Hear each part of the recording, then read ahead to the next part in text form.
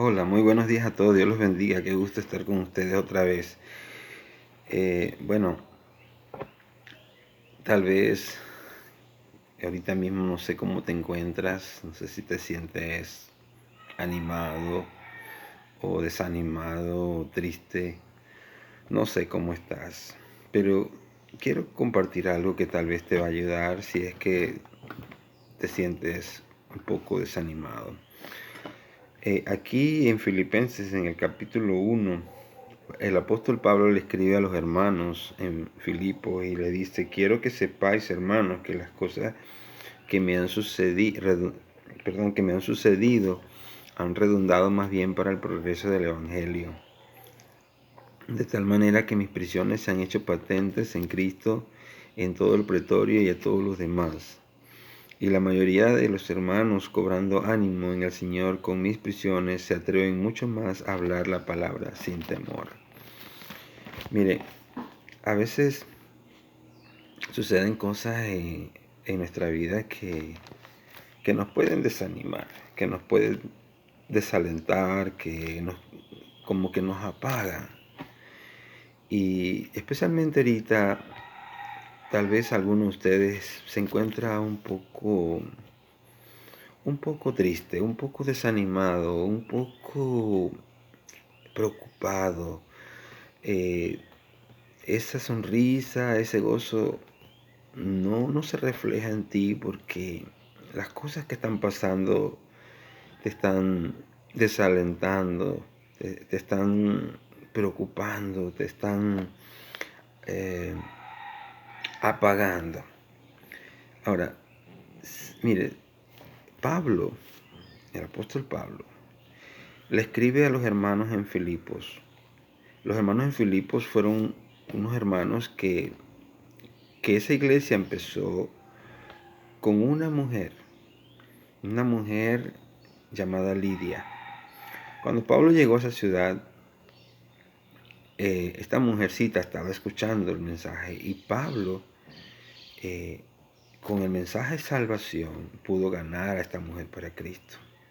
Saben que Lidia fue la primera conversión que tuvo el gran misionero Pablo en todo un continente, el continente de Europa.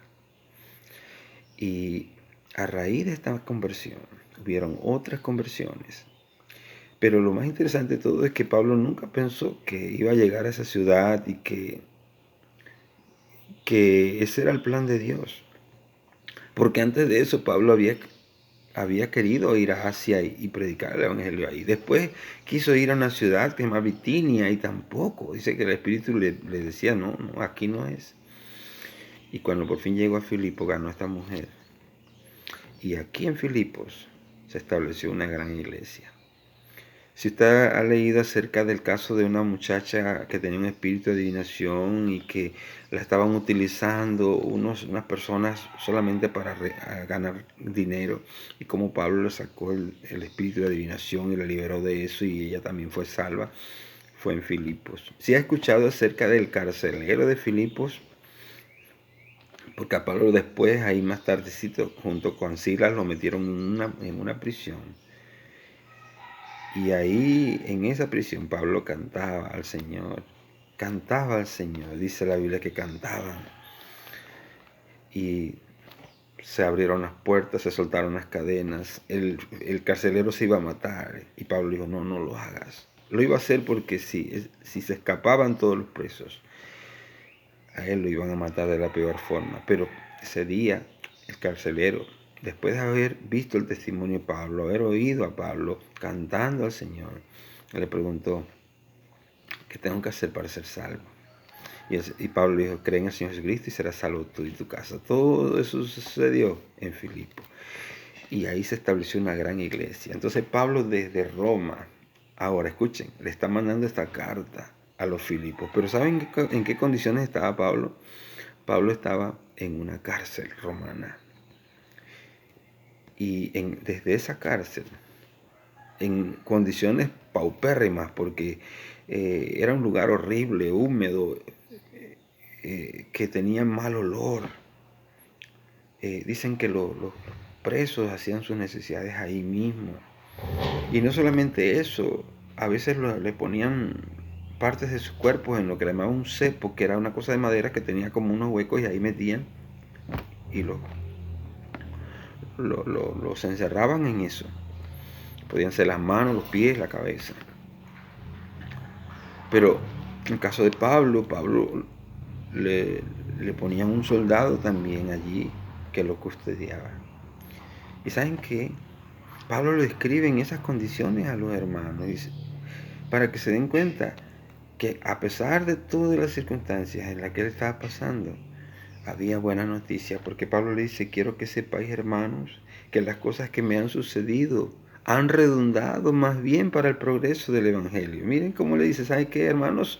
No quiero que estén desanimados, porque las cosas que me están pasando, que creemos que son malas, han sido para bendición. ¿Y saben por qué? Porque Pablo le hablaba a esa persona que le ponían ahí, ese soldado que lo venía y le empezaba a hablar de Cristo y le hablaba del amor del Señor y cómo Cristo murió por él. Y al final del día, ese carcelero, ese guardia, terminaba aceptando a Cristo como su Salvador personal. Y después cuando venían, porque a ellos los alternaban, venían y le ponían a otro, igual le hablaba de Cristo y lo ganaba para Cristo. Entonces desde ese lugar, desde esa prisión, Pablo está ganando gente para Cristo. Y dice Pablo en el versículo 13, de tal manera que mis prisiones se han hecho patentes en Cristo en todo el pretorio y a todos los demás. Estas personas que eran convertidas, Pablo les enseñaba que tenían que compartir el mensaje de salvación.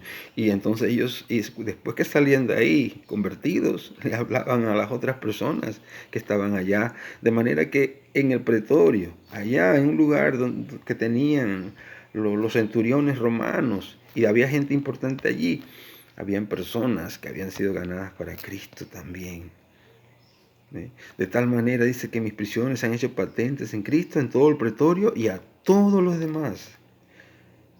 Y sigue diciendo, y la mayoría de los hermanos, cobrando ánimo en el Señor con mis prisiones, se atreven mucho más a hablar la palabra sin temor. Y no solamente eso, que hermanos de diferentes iglesias, tal vez los hermanos en Galacia, los hermanos en Tesalónica, los hermanos en Colosas, después de escuchar este testimonio, se animaron a ganar almas para Cristo y testificar del Señor. Dice que la carta a los filipenses es la carta del gozo. Pero qué gozo de este hombre en una prisión. Eso nos dice a nosotros que, ¿saben qué? Las circunstancias no deben determinar el gozo de un cristiano. El que nosotros estemos pasando por toda esta pandemia y esta crisis no es lo que debe determinar si nosotros somos personas que tenemos gozo o no, porque el gozo es algo que es de adentro. Y por eso Pablo, cuando le escribía a los hermanos, por ejemplo aquí en el capítulo 3, y le dice en el versículo 1, por los demás hermanos, gozados en el Señor. Y acá mismo en el capítulo 4 de este mismo libro, le dice en el versículo 4, regocijados en el Señor siempre, otra vez digo, regocijados. Y Pablo le habla a los hermanos una y otra vez y le dice, ¿saben qué, hermanos? Tenemos que tener gozo. Que las pruebas y las dificultades de la vida por las que estemos pasando no determinen el gozo que hay en nosotros. Ahora, escúcheme bien, solamente Cristo puede dar el gozo. No son las riquezas, no son las cosas materiales, no es una religión, no son los disfrutes de la vida lo que traen gozo. A su tiempo te darías cuenta que realmente nada de eso trae gozo. Y si alguna vez te has sentido vacío a pesar de tener dinero, a pesar de poder pasear, a pesar de tener una familia, si te has sentido vacío es porque hay alguien que solamente puede llenar ese vacío y se llama Jesucristo.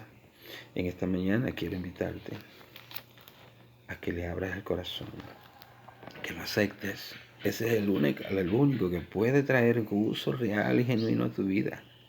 ¿Ve? Es Jesucristo. Y para aquellos cristianos que tal vez han perdido el gozo, tú sabes bien que Jesucristo es el único que puede darnos ese gozo. Pero nosotros tenemos que confiar en sus promesas, en su cuidado, en su protección. Que el gozo del Señor sea tu fortaleza, pero que ese gozo sea porque estás pasando una santa comunión con Él, tiempo con Él, leyendo su Biblia, orando, teniendo compañerismo con el Señor. Esa es la meditación para esta mañana. Que Dios te bendiga y que tengas un excelente día. Chao.